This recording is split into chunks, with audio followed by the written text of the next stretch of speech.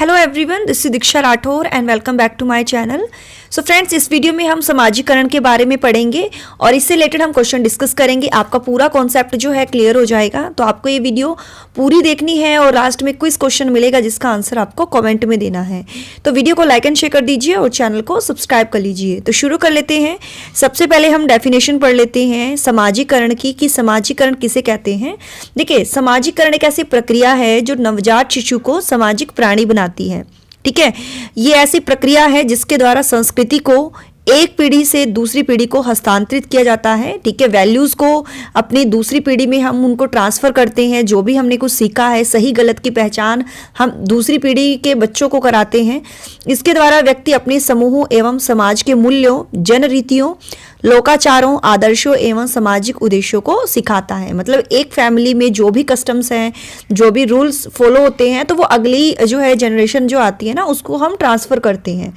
ठीक है, तो समाजीकरण में बच्चों के व्यवहार को निर्देशित करना, या क्या चीज़ सही है क्या गलत है ना, तो इसकी एक जो है उनको नॉलेज दी जाती है जो आगे आने वाली जो पीढ़ी होती है। ठीक है, उसमें सभी जो है महत्वपूर्ण भूमिका निभाते हैं। माता पिता हो गए या टीचर्स हो गए, सोसाइटी हो गई, सभी जो है अपना अपना रोल अदा करते हैं समाजीकरण की प्रक्रिया में। ओके डियर, और एक मैंने डेफिनेशन लिखी है जो बहुत इंपॉर्टेंट है। जॉनसन के अनुसार समाजीकरण एक प्रकार का सीखना है जो सीखने वाले को सामाजिक कार्य करने के योग्य बनाता है।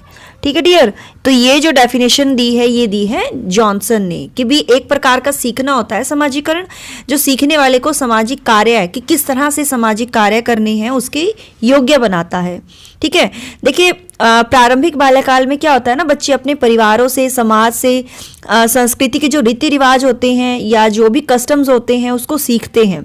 ठीक है डियर, और इस अवस्था में प्राथमिक समाजीकरण के जो अभिकर्ता होते हैं, जैसे माता पिता हो गए, भाई बहन हो गए, तो यही परिवार के सदस्य होते हैं। तभी कहते हैं कि समाजीकरण की जो प्रक्रिया चलती है ना, वो डियर उसके परिवार से ही चलती है बच्चे की। ठीक है डियर, क्योंकि इसके अभाव में बच्चा जो है सामाजिक प्राणी नहीं बन सकता। उसको समाज की क्या रीति रिवाज है, समाज के क्या रूल्स फॉलो होते हैं समाज में, है ना, क्या सही होता है क्या गलत होता है, तो वो जो है एक वो परिवार से ही सबसे पहले वो सीखता है। तभी कहते हैं कि बच्चे का प्रथम स्कूल जो है वो परिवार होता है। ठीक है, अब हम इससे रिलेटेड जो है क्वेश्चन डिस्कस कर लेते हैं डियर। समाजीकरण प्रक्रिया से सबसे पहला क्वेश्चन है, समाजीकरण एक प्रक्रिया है। ऑप्शन है उत्तर जो है वो है मूल्यों, विश्वासों तथा अपेक्षाओं को अर्जित करने की योग्यता। देखिए, समाजीकरण एक प्रक्रिया जो है आपको पता है कैसी प्रक्रिया है, जिसके द्वारा हम जो वैल्यूज होते हैं, जो मूल्य होते हैं या विश्वास होते हैं, या जो हम दूसरों के द्वारा एक्सपेक्टेशन रखते हैं, अपेक्षाएं रखते हैं, उसको अर्जित करने की योग्यता जो है वो क्या कहलाती है, समाजीकरण। ठीक है डियर, समाजीकरण एक प्रक्रिया है मूल्यों, विश्वासों तथा अपेक्षाओं को अर्जित करने की योग्यता। ओके, नेक्स्ट क्वेश्चन जो है वो है, सामाजिक अधिगम का सिद्धांत किस घटक पर बल देता है। सोशल लर्निंग जो थ्योरी है वो देती है पोषण पर। देखिए, कहते हैं कि पोषण मतलब एक होता है ना कि किस तरह से बच्चे को पाला जा रहा है, किस तरह से उसका पोषण हो रहा है, मतलब पालने के तरीकों का प्रभाव भी जो है बच्चे के समाजीकरण पर पड़ता है। ठीक है, तो सामाजिक अधिगम का सिद्धांत जो है किस घटक पर बल देता है, तो ये बल देता है पोषण पर। ठीक है, देखिए डियर, एक चीज और मैं आपको बताती हूँ। जैसे हम कहते हैं ना कि पोषण, पालन पोषण किस तरह से बच्चे का हो रहा है, किस तरह से इफेक्ट करता है सोशल लर्निंग थ्योरी पर। क्योंकि देखिए, जिस प्रकार का वातावरण बच्चे को प्रारंभिक जीवन में मिलेगा, है ना, जिस प्रकार से माता पिता बच्चे का पालन पोषण करते हैं, उसी के अनुसार ही जो है बच्चे में फीलिंग्स या हम कहते हैं सेंसेशन विकसित हो सकती हैं। इसका अर्थ है कि जिस बच्चे है ना, जिस बच्चे की जो देख रेख है वो प्रॉपर तरीके से हो रही है तो उसका तो डेवलपमेंट अच्छे से होगा। लेकिन जिस बच्चे की देख रेख उचित ढंग से नहीं होती है तो उसमें जो है एक होते हैं ना ऑपोजिट जो आचरण होते हैं, है ना, झूठ बोलना, चोरी करना, ये सब उसमें विकसित हो जाते हैं। है ना। तो यही आवश्यक होता है कि किस तरह से बच्चे का पालन पोषण हो रहा है, उसका इफेक्ट जो है सामाजिक अधिगम पर जो है पड़ता है, लर्निंग पर उसका इफेक्ट पड़ता है। ओके, अगला क्वेश्चन है, मनोसामाजिक सिद्धांत किस पर बल देता है? तो ये बल देता है उद्यम के मुकाबले में हीनता स्तर पर। ठीक है, और आपको ना ये कमेंट में ज़रूर बताना है कि मनोसामाजिक सिद्धांत जो है ये किसने दिया है। ओके डियर, नेक्स्ट क्वेश्चन है, बंडूरा के सामाजिक अवलोकन पर आधारित अधिगम सिद्धांत में कौन सी प्रक्रिया होती है? तो देखिए, वो है प्रतिधारण। मतलब वो कोई भी अगर वो सीन देखता है ना, अच्छे बुरे वो सीन देखता है तो वो अपने उसको ना अपना लेता है, प्रतिधारण कर लेता है, मतलब उसको ना अडेप्ट कर लेता है। ठीक है, जो भी वो सीन देखता है, कहते हैं ना कि बच्चे अनुकरण के द्वारा सीखते हैं, तो बच्चे जैसा वो देखेंगे, अवलोकन करेंगे, वो वैसा ही उसको धारण कर लेते हैं। तो बंडूरा के सामाजिक अवलोकन पर आधारित जो अधिगम सिद्धांत है, इसमें कहा गया था कि बच्चे जैसा भी देखेंगे, अच्छा बुरा, है ना, उसके उन्होंने जो थ्योरी दी थी बंडूरा ने, 3 पार्ट उसमें दिखाए थे ना फिल्म के, कि भाई पहले उसको नेगेटिव रोल दिखाया जाता है, फिर उसको पॉजिटिव दिखाया जाता है। तो इस तरह से ना, तो बच्चा जो है वो उसी तरह से उसको अडेप्ट कर लेता है, वो वही करने की कोशिश करता है। ठीक है डियर, तो कौन सी प्रक्रिया होती है बंडूरा के सामाजिक अवलोकन पर आधारित अधिगम सिद्धांत में? तो वो है प्रतिधारण। नेक्स्ट क्वेश्चन है, समाजीकरण का अर्थ होता है समाज में समायोजित होना। देखिए, अगर एक बच्चा खुद को समाज में एडजस्ट करना चाहता है तो उसको समाज के रीति रिवाज, वैल्यूज, रूल रेगुलेशंस वो सीखना पड़ता है ना, तभी वो समाज में समायोजित हो पाएगा। और अगर इस बच्चे में मतलब झूठ बोलना, चोरी करना, उसके वैल्यूज़ को नहीं जानेगा, तो वो हम मानेंगे कि भी इस बच्चे में समाजीकरण की जो प्रक्रिया है वो सही तरीके से नहीं हुई है ना। तो समाजीकरण का अर्थ होता है खुद को समाज में समायोजित करना, है ना, क्योंकि बच्चा जो होता है ना, वो डियर जन्म के समय तो हम कहते हैं ना एक कोरा पशु होता है। जैसे जैसे वो समाज के अन्य व्यक्तियों के साथ या जो सोशल कम्युनिटीज़ होती है उसके संपर्क में आता है, सोशल एक्टिविटीज़ में पार्टिसिपेट करता है ना, तो उससे जो है समाजीकरण की प्रक्रिया चलती रहती है। और बच्चे के समाजीकरण में जो उसका परिवार है, आस पड़ोस है, स्कूल, उसके साथी या कम्युनिटी या रिलीजन्स, ये सभी जो है एक महत्वपूर्ण भूमिका अदा करते हैं। ओके डियर, नेक्स्ट क्वेश्चन है, छोटे शिक्षार्थियों को कक्ष में समवयस्कों के साथ अंतःक्रिया मतलब इंटरेक्शन करने के लिए प्रोत्साहित करना चाहिए, जिससे वे पढ़ने के दौरान सामाजिक कौशल सीख सके। ठीक है, छोटे बच्चे जो होते हैं उनको कक्ष में समवयस्कों के साथ जो है इंटरेक्शन करने के लिए उनको मोटिवेट करना चाहिए, ताकि वो ड्यूरिंग टू स्टडी, है ना, पढ़ने के दौरान जो है वो सामाजिक कौशल यानी सोशल स्किल्स जो है वो सीख सकें। क्लियर। नेक्स्ट क्वेश्चन है, शिक्षा के संदर्भ में समाजीकरण से तात्पर्य है वो है सामाजिक वातावरण में अनुकूलन और समायोजन। देखिए, समाजीकरण से तात्पर्य होता है कि भाई समाज से अलग रहकर, आपको पता है समाजीकरण की प्रक्रिया नहीं चल सकती। समाजीकरण का जो कार्य है वो समाज में रहकर ही पॉसिबल है, समाज से अलग रहकर नहीं। और व्यक्ति जो है समाज की जो परंपराएं हैं, जो भी वहाँ पर प्रथाएं चल रही हैं, वैल्यूज़, आदर्श, उनका पालन करना होता है ना, या ऑपोजिट जो सिचुएशंस होती हैं उनमें अनुकूलन करना सिखाता है एक समाजीकरण, है ना।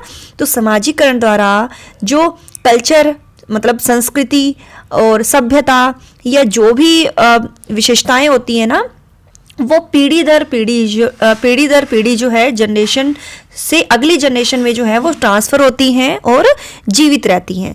तो समाजीकरण से तात्पर्य है सामाजिक वातावरण में अनुकूलन और समायोजन से, कि किस तरह से समाज के वातावरण में हम उनके अनुकूल कार्य करते हैं और खुद को एडजस्ट कर लेते हैं। ओके डियर, नेक्स्ट क्वेश्चन है, शिक्षकों को यह सलाह दी जाती है कि वह अपने शिक्षार्थियों को सामूहिक गतिविधियों में शामिल करें, क्योंकि सीखने को सुगम बनाने के अतिरिक्त यह और किस में सहायता करती है? तो ये सहायता करती है समाजीकरण में, है ना। शिक्षकों को ये कहा जाता है कि भाई बच्चों को जो भी आप ग्रुप एक्टिविटीज़ कराते हैं तो उनमें ना खुद को भी जो है शामिल करें, है ना। तो ये किस में शामिल करती हैं? समाजीकरण में, है ना। तो उत्तर है इसका समाजीकरण में। नेक्स्ट क्वेश्चन है, सबसे अधिक गहन और जटिल समाजीकरण होता है, तो ये होता है किशोरावस्था के दौरान। कहते हैं किशोरावस्था जो है डियर उथल पुथल की अवस्था है, संघर्ष और तूफान की अवस्था है ना, कहा जाता है ना ये। तो इसी वजह से सबसे अधिक गहन और जटिल जो समाजीकरण होता है वो होता है किशोरावस्था के दौरान। ठीक है डियर। कृतिका अक्सर घर में ज़्यादा बात नहीं करती, लेकिन विद्यालय में वह काफ़ी बात करती है, तो यह दर्शाता है कि भाई उसके जो विचार हैं उसको विद्यालय में मान्यता मिलती है ना।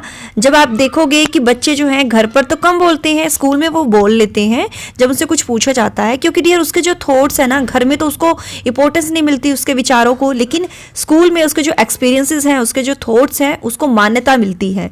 दैट्स वाई वो स्कूल में काफ़ी बात करती है कंपैरिजन टू घर। ठीक है, तो उत्तर है उसके विचारों को घर में मान्यता, विद्यालय में मान्यता मिलती है। नेक्स्ट क्वेश्चन है, भारतीय समाज को बहुभाषिक विशेषता को देखा जाना चाहिए, तो ये है विद्यार्थी जीवन को समृद्ध बनाने के संसाधन के रूप में। बहुभाषिक मतलब जो एक से ज़्यादा भाषाएं बोलता है। हमारे इंडिया में काफ़ी भाषाएं बोली जाती हैं, है ना। ऐसा तो नहीं है कि पर्टिकुलर इंग्लिश ही बोली जाएगी या हिंदी ही बोली जाएगी। हिंदी, इंग्लिश, पंजाबी, तमिल, मराठी, भोजपुरी, ये काफ़ी लैंग्वेजेस बोली जाती हैं। तो भारतीय समाज को बहुभाषिक विशेषता को देखा जाना चाहिए, विद्यार्थी जीवन को किस तरह से समृद्ध बनाया जाए उसके एक रिसोर्सेज के रूप में, उसके एक संसाधन के रूप में। क्लियर। बालक के समाजीकरण की प्रक्रिया कब प्रारंभ होती है, तो ये प्रारंभ हो जाती है जन्म से। समाजीकरण की प्रक्रिया कब प्रारंभ होती है, तो ये प्रारंभ हो जाती है जन्म से। देखिए समाजीकरण करने वाली संस्था के रूप में परिवार हो गया ना, मतलब परिवार में ही बच्चे का जन्म होता है, तो माता पिता उसमें होते हैं। ठीक है, और उसके द्वारा जैसे माँ उस बच्चे के लिए जो भी सेक्रीफाइसेस करती है, और पिता क्या करता है अपने बच्चे की सिक्योरिटी के लिए, है ना, तो उसमें सिक्योर करने के लिए उसको ना अपना क्या करता है, अपनी पूंजी लगा देता है। तो ये भी एक होता है कि हर पेरेंट्स को अपने बच्चे की सिक्योरिटी के लिए, है ना, जो है उसको सेफ रखना होता है, उसके लिए कमाना पड़ता है, या माँ एक जो है एक सेक्रीफाइसेस करती है। तो डियर ये जो वैल्यूज़ होते हैं ना, ये जो एक त्याग की भावना जो होती है वो पीढ़ी दर पीढ़ी जो है चलती रहती है। ठीक है, तो इसी को ही हम कहते हैं समाजीकरण। क्लियर। नेक्स्ट है, अपनी कक्षा में बच्चों के समाजीकरण की प्रक्रिया को तेज करने के लिए शिक्षक को अपना बर्ताव कैसा रखना चाहिए, तो कैसा रखना चाहिए, स्नेह और सहानुभूतिपूर्ण। देखिए एक कहते हैं कि समाजीकरण में अध्यापक की भूमिका जो है बहुत इंपॉर्टेंट होती है। जैसे परिवार के बाद बच्चे को विद्यालय में एडमिशन मिलता है, अध्यापक ही जो है शिक्षा के द्वारा बच्चों में सामाजिक और कह सकते हैं सांस्कृतिक मूल्य पैदा करता है, जो समाज में और संस्कृति में क्या होते हैं, मान्य होते हैं, है ना। तो टीचर क्या करते हैं, बच्चों को डिसिप्लिन में कैसे रहते हैं, आपको कोऑपरेट कैसे करना है एक दूसरे के साथ, ये सब सिखाता है एक टीचर। तो टीचर का बहुत डियर हम कह सकते हैं एक बहुत इंपॉर्टेंट रोल होता है एक टीचर का। ठीक है डियर। तो टीचर क्या करता है, बच्चों को डिफरेंट एक्टिविटीज़ में पार्टिसिपेट करने के लिए उनको मोटिवेट करता है, उनको अवसर देता है ना। तो ये सब एक टीचर का काम होता है। और एक टीचर को अपना बिहेवियर कैसा रखना चाहिए, मतलब प्यार से, पोलाइटली, सहानुभूतिपूर्ण, या हम कह सकते हैं एक बिल्कुल उसको ना एक प्यार से, उसको एक ना तरीके से, ये नहीं है कि वही गुस्सा करके, जैसे एक बार बच्चे ने नहीं कुछ सीखा तो उस पर गुस्सा करो, ये गलत बात होती है। तो स्नेह लगा, प्यार से और सहानुभूति मतलब एक सिंपैथी के साथ जो है उसको समझना चाहिए, और उसका एक बर्ताव जो है एक टीचर का होना चाहिए, है ना। तो स्नेह और सहानुभूतिपूर्ण। समाजीकरण की प्रक्रिया में अनुकरण को उपयोगी तथा विकासात्मक बनाने के लिए आवश्यक तत्व जो हैं वो है परिवार एवं पड़ोस। तो देखिए परिवार का प्रमुख स्थान है। प्रत्येक बच्चे का जन्म जो है किसी न किसी परिवार में होता है। जैसे जैसे बच्चा बड़ा होता है वैसे वैसे अपने माता पिता, भाई बहन, परिवार के जो अन्य मेंबर्स हैं, दादा दादी, उसके संपर्क में आता है। प्रेम या हम कह सकते हैं सहानुभूति या सहयोग, इन सब गुणों को वो सीखता है ना। और परिवार में रहते हुए डायरेक्टली और इनडायरेक्टली वो परिवार के जो वैल्यूज़ हैं, रीति रिवाज है, परंपराएं हैं, विश्वास है, उनको धीरे धीरे वो सीख लेता है। जो उसके लिए उपयोगी होती हैं। और उसी तरह से पड़ोस मतलब नेबरहुड जो है वो भी एक प्रकार का बड़ा परिवार है। जिस प्रकार बच्चा जो है परिवार के डिफरेंट मेंबर्स के साथ इंटरेक्शन करके अपने कल्चर, अपने सामाजिक गुणों का ज्ञान प्राप्त करता है, ठीक उसी प्रकार वो पड़ोस में रहने वाले जो सदस्य हैं, बच्चों के संपर्क में जो आते हैं, है ना, उसका भी इफेक्ट एक बच्चे पर पड़ता है। और इस पॉइंट ऑफ व्यू से अगर बच्चे का पड़ोस अच्छा है तो बच्चे के पर्सनैलिटी पर अच्छा इफेक्ट पड़ेगा, और यदि पड़ोस जो है खराब है तो बच्चे के बिगड़ने की संभावना होती है। तो अच्छे परिवारों के लोग जो हैं अच्छे पड़ोस में ही रहना जो है पसंद करेंगे कि भी ताकि हमारा जो बच्चा है वो बिगड़ ना जाए, है ना, होता है ना ये। तो आवश्यक तत्व जो है वो है परिवार एवं पड़ोस। नेक्स्ट क्वेश्चन है, बच्चे के समाजीकरण में शिक्षक की भूमिका है तो उनका है बौद्धिक विकास करना। शिक्षक की भूमिका क्या होती है कि बच्चे का बौद्धिक विकास करना। Okay dear. नेक्स्ट है, बच्चे के संज्ञानात्मक विकास को सबसे अच्छे तरीके से कहाँ परिभाषित किया जा सकता है, तो ये परिभाषित किया जा सकता है विद्यालय एवं कक्षा में। कहाँ परिभाषित किया जा सकता है, विद्यालय एवं कक्षा में। नेक्स्ट क्वेश्चन है, एक शिक्षक विद्यार्थियों में सामाजिक मूल्यों को विकसित कर सकता है। सोशल वैल्यूज को कैसे विकसित कर सकता है, आदर्श रूप से बर्ताव कर, क्योंकि बच्चे जो हैं वही सीखेंगे जो एक टीचर उनको सिखाएगा। तो टीचर का बिहेवियर ऐसा ही होना चाहिए कि वो बच्चों पर एक इंप्रेशन अच्छा छोड़ सके, है ना। तो सामाजिक मूल्यों को विकसित कर सकता है एक शिक्षक आदर्श रूप से बर्ताव कर। सामाजिक अधिगम आरंभ होता है संपर्क से। जैसे कि कहा है कि समाज में रहकर ही सामाजिकरण की प्रक्रिया चलती है, तो सामाजिक अधिगम आरंभ होता है तो वो जब हम ज्यादा से ज्यादा सोशल इंटरेक्शन करेंगे, है ना, संपर्क में रहेंगे दूसरों के, अन्य व्यक्तियों के। ओके डियर, तो उत्तर है हमारा संपर्क से। नेक्स्ट क्वेश्चन है, राज्य स्तर की एक एकल गायन प्रतियोगिता के लिए विद्यार्थियों को तैयार करते समय एक विद्यालय लड़कियों को वरीयता देता है। यह दर्शाता है लैंगिक पूर्वाग्रह को। मतलब इसमें ना पार्शलिटी हो रही है कि भाई लड़कियों को जो है भाई कंपटीशन जो होगा ना, सोलो परफॉर्मेंस जो भी होगी उसमें लड़कियों को तैयार करता है। तो ये तो पार्शलिटी हुई लड़का लड़की में। तो ये किसको दर्शा रहा है, लैंगिक पूर्वाग्रह को। Okay dear. नेक्स्ट क्वेश्चन है, शिक्षा के संदर्भ में समाजीकरण से तात्पर्य है सामाजिक वातावरण में अनुकूलन और समायोजन। क्लियर। नेक्स्ट क्वेश्चन है, एक अच्छी पाठ्य पुस्तक किससे बचाती है, तो ये बचाती है लैंगिक पूर्वाग्रह से, है ना। टेक्स्ट बुक में ऐसा नहीं होता है कि जो है इमेजेस लड़कों की हो लड़कियों की ना हो, या लड़कों लड़कियों के बारे में जो है गलत गलत एग्जाम्पल हो। तो एक अच्छी पाठ्य पुस्तक वही होगी जो बिना पार्शलिटी किए जो है एग्जाम्पल देगी, है ना। तो उत्तर जो है लैंगिक पूर्वाग्रह। विचार न केवल भाषा को निर्धारित करते हैं बल्कि उसे आगे भी बढ़ाते हैं। यह विचार किसके द्वारा रखा गया, तो ये रखा गया जीन पियाजे के द्वारा। तो ये इंपॉर्टेंट है डियर, इसको ना आप अच्छे से याद कर लेना, ये डेफिनेशन किसकी है। कर्ट लेविन के अनुसार समूह में जो परिवर्तन होता है उसे कहते हैं गतिशीलता। कर्ट लेविन कहते हैं समूह में जो भी चेंजेस आते हैं उसको हम कहते हैं गतिशीलता। क्लियर है डियर। बच्चे के संज्ञानात्मक विकास को सबसे अच्छे तरीके से कहाँ परिभाषित किया जा सकता है, तो ये परिभाषित किया जा सकता है विद्यालय एवं कक्षा में। नेक्स्ट क्वेश्चन है, बालक एक ऐसी पुस्तक है जिसका शिक्षक को आधोपांत अध्ययन करना चाहिए। उपरोक्त कथन किसके द्वारा दिया गया, तो ये कथन दिया गया है रूसो के द्वारा। नेक्स्ट क्वेश्चन है, जिस प्रक्रिया में व्यक्ति दूसरे के व्यवहार को देखकर सीखता है ना कि प्रत्यक्ष अनुभव से, उसको कहा जाता है, तो इसको कहा जाता है सामाजिक अधिगम। उसमें कहा है कि जिसमें बच्चा दूसरों के व्यवहार को, दूसरा कैसा व्यवहार कर रहा है उसको देखकर सीखेगा, ना कि प्रत्यक्ष अनुभव से, मतलब डायरेक्ट एक्सपीरियंसेस से। तो उसको कहते हैं सामाजिक अधिगम। आपको पता है ना बंडूरा ने दिया था ये सामाजिक अधिगम सिद्धांत, सोशल लर्निंग थ्योरी, है ना। उसमें क्या कहा गया था कि बच्चा जो भी जैसा भी देखेगा वो वैसा ही उसको सीखेगा। तो ये इस थ्योरी में भी बताया गया था कि व्यक्ति दूसरों के व्यवहार को देखकर सीखता है, ना कि प्रत्यक्ष अनुभव से। उसको कहा जाता है सामाजिक अधिगम। तो डियर, ये हमारे इंपॉर्टेंट क्वेश्चन थे जो कंप्लीट हो जाते हैं। और कल मैंने आपसे क्वेश्चन पूछा था कि जीन पियाजे ने अपने खोज का विषय किसे बनाया था, तो स्वयं अपने बच्चों पर इन्होंने जो है प्रयोग किया था। ठीक है, ये प्रीवियस आंसर था। जिन्होंने भी ये आंसर दिया था स्वयं अपने बच्चों पर, उनका बिल्कुल सही था। आज का जो क्वेश्चन है कि बालक के समाजीकरण की प्रक्रिया कब प्रारंभ होती है, तो इसका आंसर आप सभी को कमेंट में देना है। समाजीकरण की प्रक्रिया कब प्रारंभ होती है, तो इसका आंसर आप सभी कमेंट में करोगे। और ये मेरा व्हाट्सएप नंबर है, जो भी आपको कुछ पूछना है यहाँ पूछ सकते हो। So thanks for watching my video. Do like, share and subscribe my YouTube channel. Till then, bye bye. रब राखा। जय भोलेनाथ।